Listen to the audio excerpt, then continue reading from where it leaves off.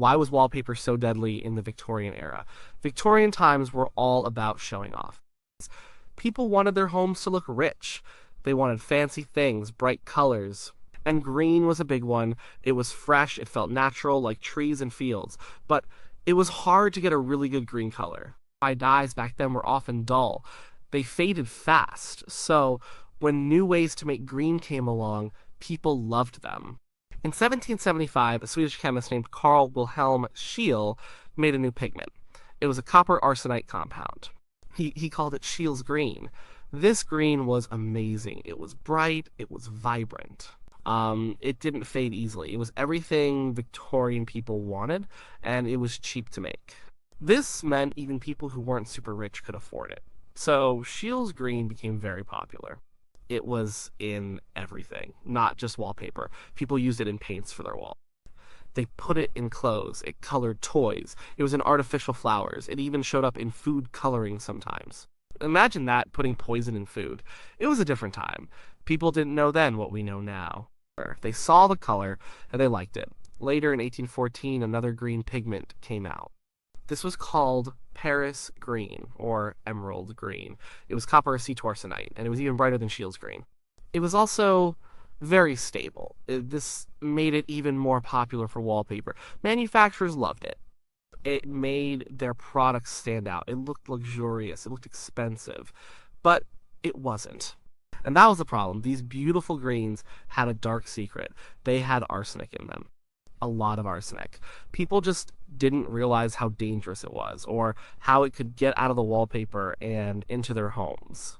They thought if it was on the wall, it was safe, it was just color, but it wasn't just color.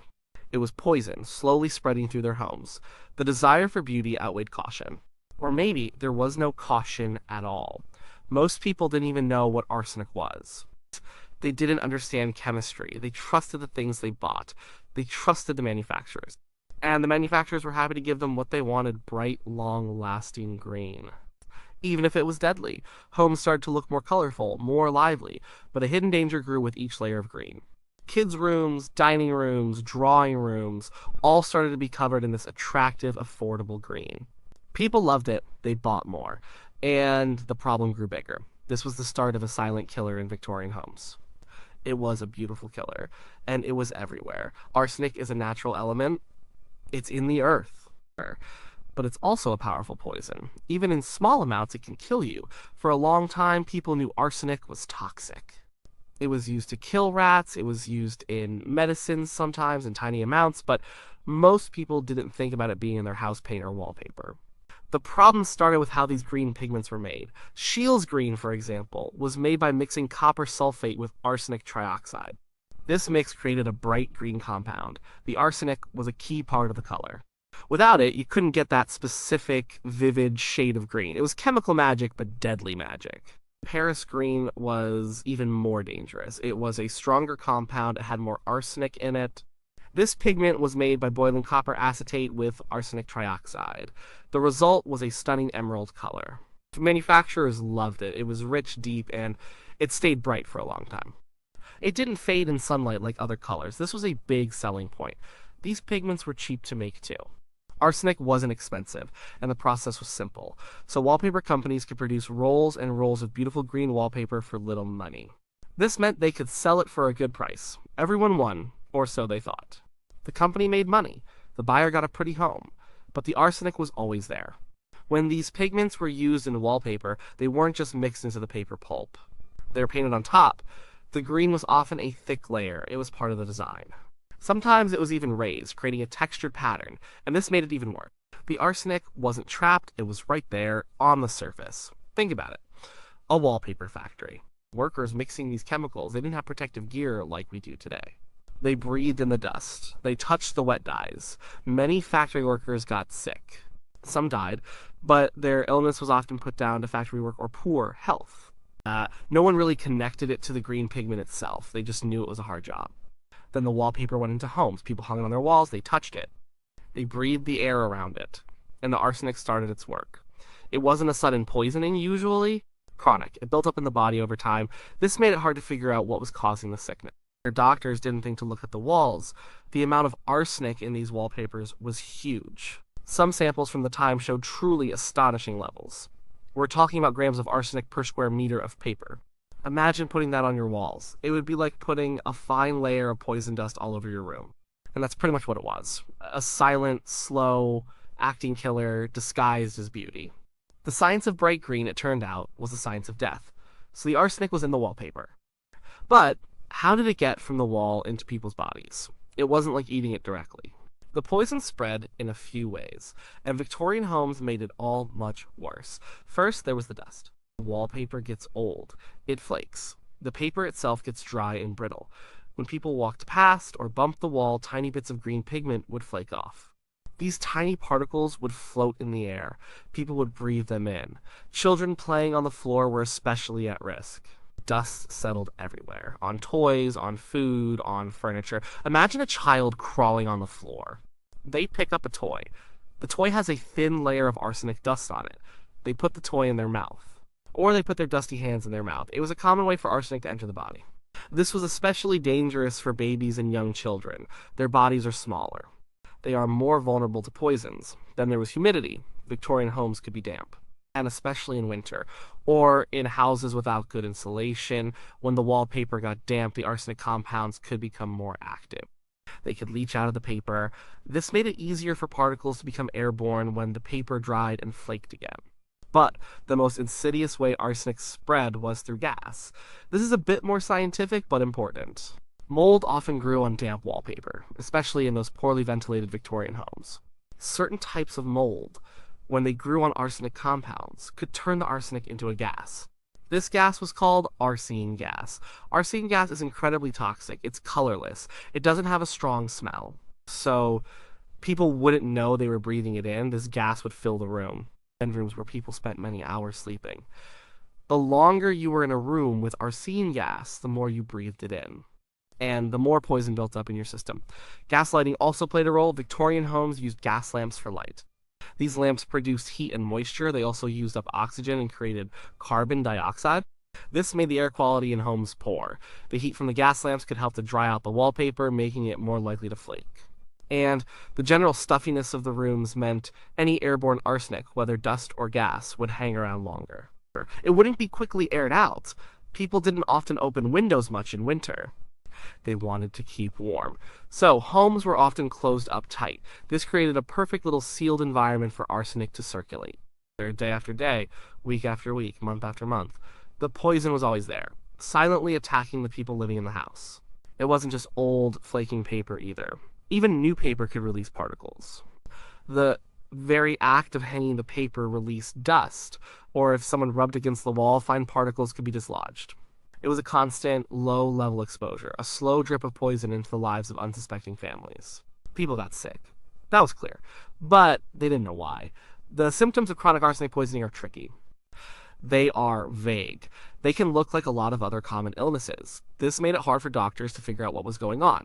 Common symptoms included headaches, tiredness, stomach aches, nausea, vomiting, diarrhea, or sometimes constipation.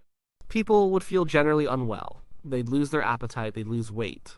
All these things could be caused by bad food or flu, or just the stresses of Victorian life. Over time, more specific symptoms would appear. Skin problems were common, rashes, or darkening of the skin. Sometimes lesions that looked like boils. Hair loss was another sign. People's hair would thin or fall out, their nails might become brittle or develop white lines. Nerve damage could also happen. People might feel tingling or numbness in their hands and feet. This is called neuropathy. It could lead to weakness in the limbs. Vision problems were also reported. And mentally, people could become depressed, irritable, or have trouble concentrating. Imagine a family. The mother always has a headache. The children are often sick to their stomach. The father feels constantly tired. They might think it's bad air, or a persistent cold, or just a generally unhealthy house. They wouldn't connect it to the pretty green wallpaper in their bedroom or living room. Doctors were puzzled too. They would treat the symptoms, give medicines for headaches, advise on diet for stomach problems, but the sickness would often return, or get worse. They weren't looking for poison in the home. That wasn't a common thing to check for. But some people started to suspect. Some doctors, some scientists, they noticed patterns. Families in houses with bright green wallpaper seemed to be sicker. or children who spent a lot of time in a green room seemed to have more issues. One famous case was that of the German chemist, Dr. Leopold Gmelin. In the 1830s, he noticed his own family was sick. He had green wallpaper, he started to connect the dots, he had the paper tested. It was full of arsenic. He removed it, his family got better. This was a big step. Another key figure was Dr. Thomas Orton. He wrote about the dangers of arsenic wallpaper in medical journals in the 1850s and 60s. He collected evidence. He showed that removing the wallpaper often led to people recovering. His work helped spread awareness among other doctors. Also, well-known artists and designers like William Morris, famous for his beautiful, intricate wallpaper designs, used arsenic greens early on. It's ironic that someone who championed natural beauty was initially involved with such a dangerous material. He later switched to non-arsenic dyes due to public pressure and growing scientific understanding. The growing understanding of germs also played a role. While the arsenic wasn't a germ, the idea that something unseen in the environment could cause sickness slowly took hold. People started to look more closely at their surroundings. Newspapers and magazines also started to pick up the story. Slowly, the public began to hear whispers that pretty green in their homes might be making them sick, that their children's constant coughs or stomach upsets might not be normal. The whispers grew louder, and people began to demand answers. It wasn't easy to get rid of arsenic wallpaper. There was a lot of resistance. Wallpaper manufacturers didn't want to admit their products were dangerous. They had invested a lot in making these green pigments. They said the claims were exaggerated. They said people were just trying to scare others. Decorators and artists loved the vibrant greens. They were beautiful. They were easy to work with. They didn't want to give them up. Some argued that as long as the paper was dry and well hung, it was perfectly safe. They just didn't understand the science of the dust or the arsenic gas, but scientists and doctors kept pushing. They published more research, they showed more cases of poisoning, public health advocates started to get involved. They educated people, they wrote articles in popular magazines, they made sure the public knew about the danger. One of the most vocal advocates was a British doctor named Alfred Swain Taylor. He was an expert in toxicology. He did extensive research on arsenic poisoning from wallpaper. He testified in court cases. He campaigned for changes in the law. Slowly, public opinion started to shift. People began to demand safer alternatives. If a mother suspected her child was sick because of the green wallpaper, she would want it gone. The fear was a powerful motivator. Some countries and regions started to pass laws.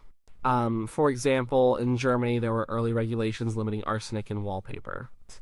In Britain, it was more of a slow public health campaign. There wasn't a single instant ban. Instead, people started choosing non-arsenic papers. Retailers started stocking safe options. The invention of new, non-toxic green dyes also helped a lot. Chemists found ways to make stable, beautiful green colors without using arsenic. These new dyes were still bright. They were still long-lasting. And most importantly, they were safe. As these new dyes became more common and affordable, the need for arsenic greens faded. By the end of the Victorian era, and certainly by the early 20th century, arsenic wallpaper was largely a thing of the past. It wasn't completely gone. Some old roles might have remained, but new production had mostly stopped. The legacy of deadly wallpaper is important. It taught us a big lesson about consumer safety. It showed that even things designed to make our homes beautiful could be dangerous. It pushed for more scientific testing of products. It highlighted the need for transparency from manufacturers. It also paved the way for modern public health regulations. Today, we have strict rules about what can go into products, especially things that go into our homes. We have agencies that test things. We have warning labels. This is all because of lessons learned from things like arsenic wallpaper. The story of the deadly green wallpaper is a reminder. It reminds us that beauty isn't always safe, and that constant vigilance is needed. It shows how scientific discovery, public awareness, and dedicated advocates can overcome ignorance and corporate resistance. It was a dark chapter in design history, but it left a lasting mark on how we approach safety in our everyday lives.